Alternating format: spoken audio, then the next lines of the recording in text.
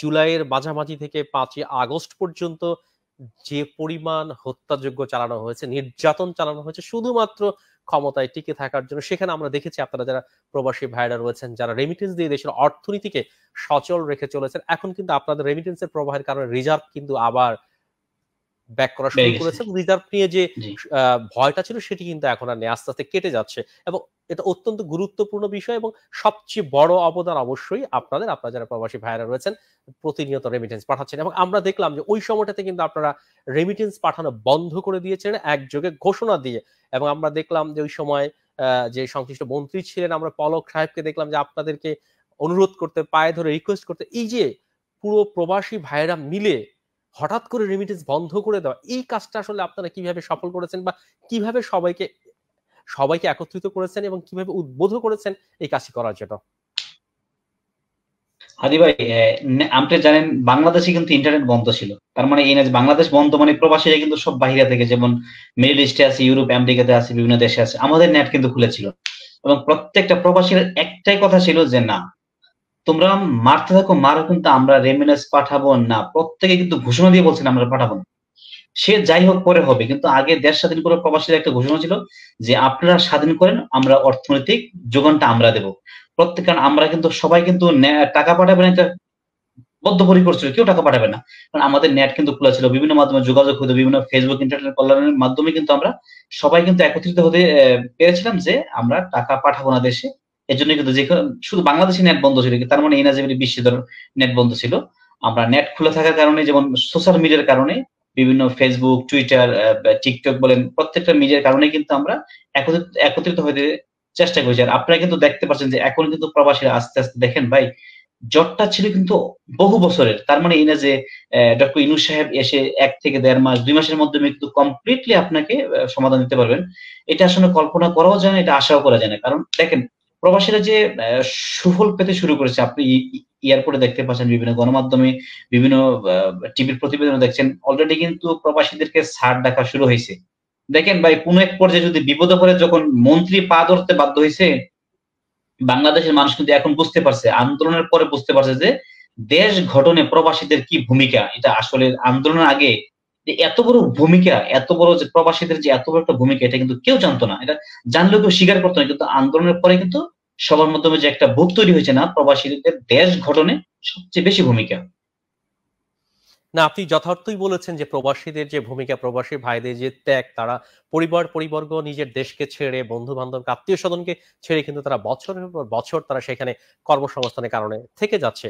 তো আপনার কাছে আরো জানতে চাই, এই যে পরিবর্তিত পরিস্থিতি, আপনারা জানেন যে প্রবাসে যারা থাকেন নানা কারণে আপনাদেরকে বাংলাদেশে, বিদেশে যে সমস্ত এম্বাসি রয়েছে বা হাই কমিশন রয়েছে, সেখানে যে সমস্ত অফিসগুলো রয়েছে বাংলাদেশ, সেখানে আসলে সেবার মানটা এখন কেমন? আমরা আগে কিন্তু বিভিন্ন সময় এখানকার সেবার মান নিয়ে আমরা অনেক সময় প্রবাসী ভাইদেরকে বেশ মনক্ষুণ্ণ হতে দেখতাম এবং অভিযোগ করতে দেখতাম। এখন কি অবস্থা? ধন্যবাদ হাদি ভাই, খুব সুন্দর একটা প্রশ্ন করেছেন। আসলে বিশ্বের বিভিন্ন দেশে দেখতাম যে এম্বাসিতে হয়রানি, এবং এম্বাসিতে গেলে মানুষকে আসলে মানুষই মনে করে না, যে আমি প্রবাসীর টাকায় যে ওরা যে এইখানে আসছে আমাদের সেবার জন্য আসছে। আমরা কিন্তু দূতাবাসের কোনো কর্মকর্তা কর্মচারীদের জন্য কিন্তু প্রবাসী আসি নাই। উনাদেরকে সরকার প্রেরণ করেছে শুধুমাত্র আমাদেরকে সেবা দেওয়ার জন্য এবং সেবার মানটা দেখার জন্য। হয়তো আগে যাই ছিল বিশ্ব দরবারে, মানে কোন কোন দেশের বিরুদ্ধে খুব গুরুতর অভিযোগ ছিল, সেটা আসলে জর্ডানের ক্ষেত্রে বেশি একটা ছিল না। হয়তো আমাদের যে আগের মাননীয় রাষ্ট্রদূত ছিলেন নাহিদা সোবহান, উনি খুবই দূরদর্শী ছিল এবং মানে উনি কর্মব্যস্ত থাকতে পছন্দ করতেন। আমরা দেখেছি ওনার কর্মকাণ্ড খুবই খুবই গ্রহণযোগ্য, খুবই ভালো কর্ম, যেটা আমরা করোনার মধ্যে দেখছি যে উনি একটা আসলে মানে একটা মহিলা হয়ে কিন্তু প্রত্যেকটা দুয়ারে দুয়ারে যে বাংলাদেশি অধ্যুষিত এলাকার মধ্যে কিভাবে উনি গেছেন এবং খোঁজখবর রাখছেন। উনি সবচেয়ে বড় কথা, আসলে কি ফোন দিলে কিন্তু উনি ফোন রিসিভ করতেন, যেটা আসলে আমি হয়তো অন্য দূতাবাসের কর্মকর্তা কর্মচারীদেরকে দেখি না, যেটা আমাদের মাননীয় রাষ্ট্রদূত আগের মাননীয় রাষ্ট্রদূত নাহিদ ওসমান করছেন। হয়তো এখন নতুন যিনি আসছেন ওনার সাথে আমার পরিচয় এখনো হয়নি, হয়তো আমরা খুব রিসেন্টলি দেখবো, যে হয়তো আমরা আশা করব যে আগের যে কর্মগুলো আসলে উনি এই ধারাবাহিকতাই আমাদেরকে নিবে এবং চালাবেন।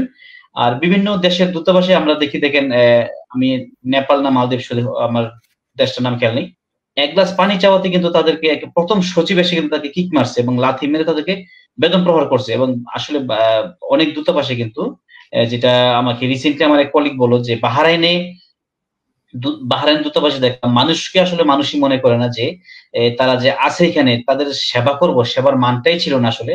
আমরা চাইবো যে এখন যেহেতু নতুন সরকার আসছে, হয়তো প্রত্যেকটা দূতাবাসে তারা খুব গভীরভাবে মনোযোগ দিবে যে প্রবাসীদেরকে সেবা প্রবাসীদের যে কাঙ্ক্ষিত সেবাটা তারা পাচ্ছে কিনা।